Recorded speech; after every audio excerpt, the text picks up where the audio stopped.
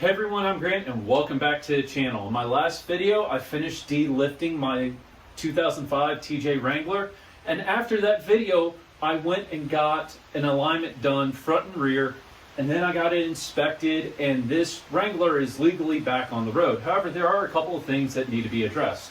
The front steering stabilizer is shot. I have a brand new Fox 2.0 steering stabilizer that we're going to be installing.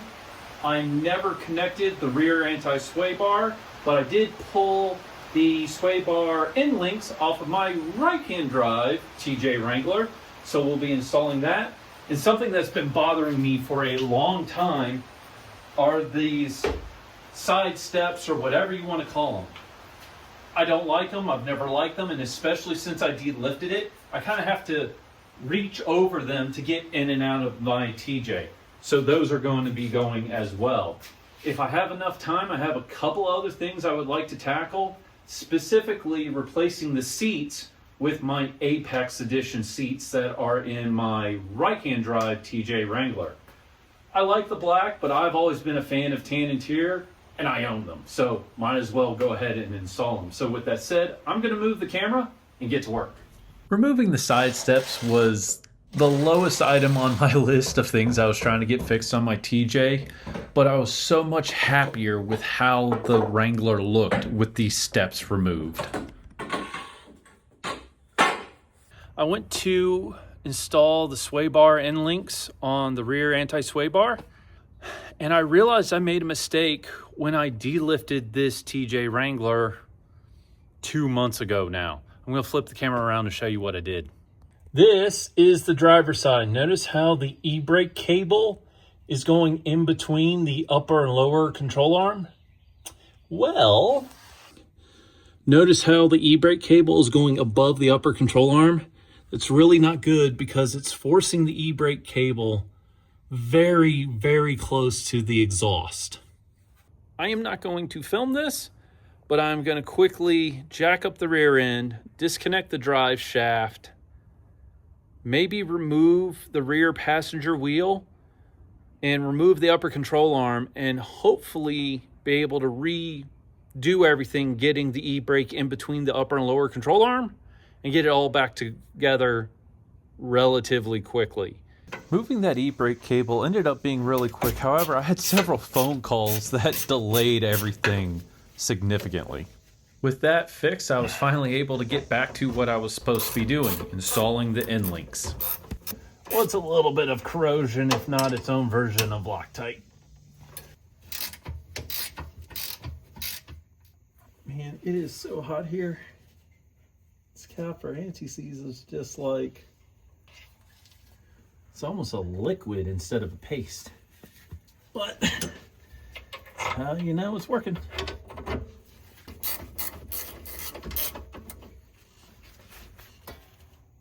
Hey everyone, it's the next morning. Just had my mother here. I had her turning the steering wheel left to right to help me identify where the looseness in my steering was. Originally I thought it was the steering box, and now I don't think it's the steering box at all. I have I believe it's the track bar mount on the front is really loose, and I got a video of it, which I'm going to show you right now.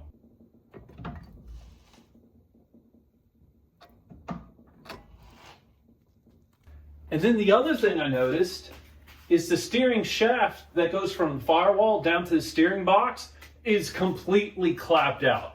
That is an ungodly amount of play. And it's the same down here going into the steering box. So that is definitely not helping with the tightness of my steering. After tightening the bolt that secures the track bar to my axle, I turned my attention to the interior of my Wrangler. I removed the front seat so I could lay down on the floorboard to get access to the steering shaft, connecting my steering column to the steering box. Ultimately, I ended up reusing the upper part of the steering shaft, but I still needed to disconnect it so I could remove the lower half and disconnect it from the steering box. I've had to really pry and fight to get these steering sector shafts off before, so it was a pleasant surprise when all of these just popped right off. It is day 3 of trying to do very simple stuff to try to fix some problems on my left-hand drive TJ Wrangler. Yesterday, I didn't get basically anything done that I was hoping to get done, which was a little bit unfortunate. I ran into a lot of weird problems with trying to do a mix and mash of parts on the steering. I was hoping to run the upgraded steering that I had installed on my right-hand drive TJ Wrangler. It's basically a better steering shaft if you're running really large tires. I'm not running really large tires. I am running almost 32-inch tires. They're 31.7 inches. But the other thing I realized is the width of my tires is factory stock, about 8.7 inches. So I really don't need the upgraded steering. And I realized something last night once I called it quits. We are now behind my shop, and this is my wrecked 2004 TJ Rubicon. However, I'm going to flip around the camera and show you something. If you look in here, look at that steering shaft all the way down. It is in pristine shape. However, I am fighting the clock a little bit. It looks like it's going to start raining again here soon. So I'm going to remove the steering shaft, and I'll report back once I have it back in my shop. This is the steering shaft off of my wrecked Rubicon, and it's in great shape. It's nice, it's tight, it's clean. I don't see a lot of wear marks, and I don't see any damage from the wreck, so I'm going to try running it. I also pulled off the steering bushing, but once I brought it inside, I realized the brackets for it are completely different. So I'm just going to reinstall this back on the wrecked Rubicon when I get a moment, and we'll be reusing the factory steering shaft bushing that came on this thing. See how much you're gonna fight me today.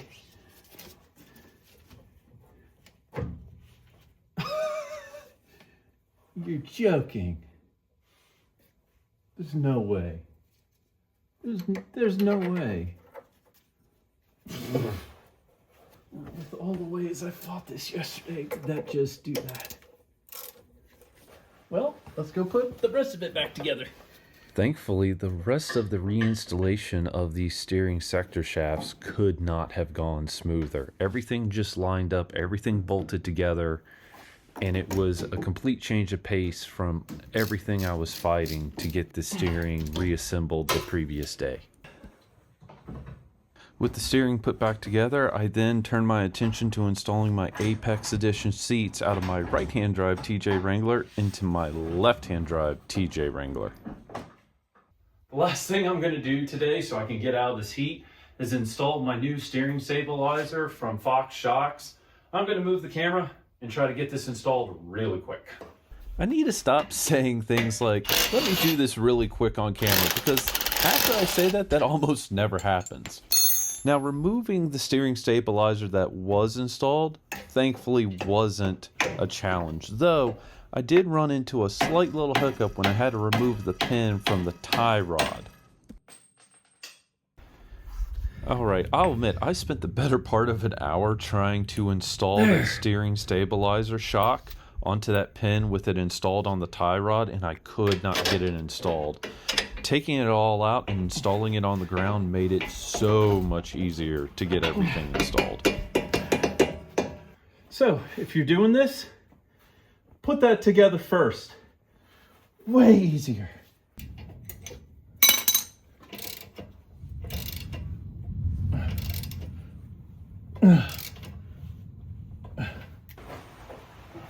All right. So I'm sure you can hear on camera it is starting to storm, and I got an alert on my phone that I have a severe thunderstorm warning. So I'm not taking this out for a test drive, but I do want to start it up real quick and just see how the steering feels while checking the front axle. Fire in the hole.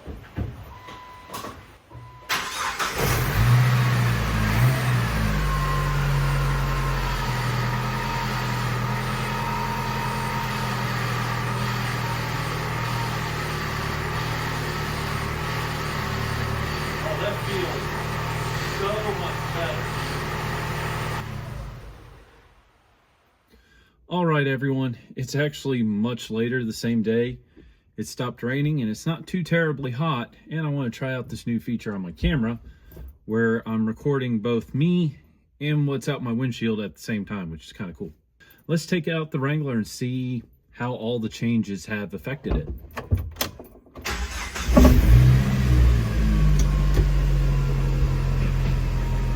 Ooh, seat's too far back.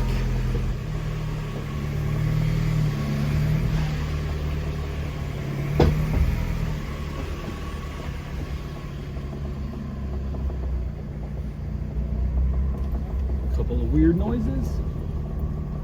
That's to be expected. Okay. I'm gonna go shut the shop real quick. I'll be right back. All right. Let's see how this feels.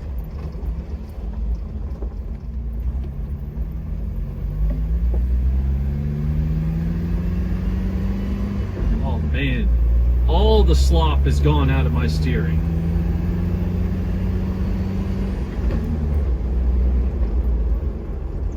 And by some miracle, my steering wheel is centered with my wheels, which is a pet peeve of mine.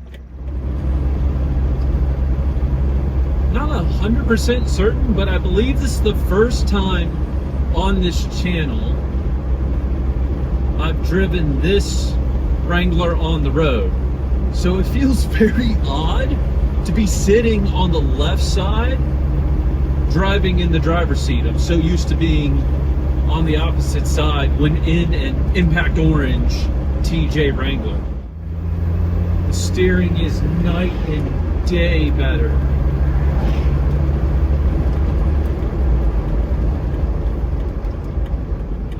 I honestly thought there was a possibility I'd need a replacement steering box. And I'm quite pleasantly surprised that I don't. So let's talk about next steps for this Wrangler in this build. I still have a lot of stuff I want to do to it before I start diesel swapping it, and I'm hoping to start the diesel swap portion sometime in early September. My kids are out of school for this summer. I want to get them back into school before tackling all of this. I still want to replace the headlights. I'd like to replace the taillights. Oh, I'm forgetting. I need to fix the blower fan control. It stopped working, which is a known TJ issue, and I've had to fix it before on my right-hand drive TJ. The other thing I'd like to get done is to install the Dana 44 Rubicon axles out of my wrecked Rubicon into this Wrangler. Oh, and that's the other thing. Right now, I only have a rear drive shaft in the transfer case. There's an issue with the front output yoke where it squeals really badly while driving. But if you take the front drive shaft out, it doesn't do it. And that's the other thing. I have the correct speedometer gears for the wheels and tires that are currently installed on this. So I need to deal with that as well. And I haven't quite decided yet if I'm going to try repairing the current transfer case. I have another MP231 that I rebuilt a couple of years ago on this channel that never got used. It's brand new, rebuilt, feels great. So I might just pull the transfer case and install that one, honestly. Thank you so much for watching. I hope you've enjoyed this video, and I hope to see you sometime soon. Goodbye.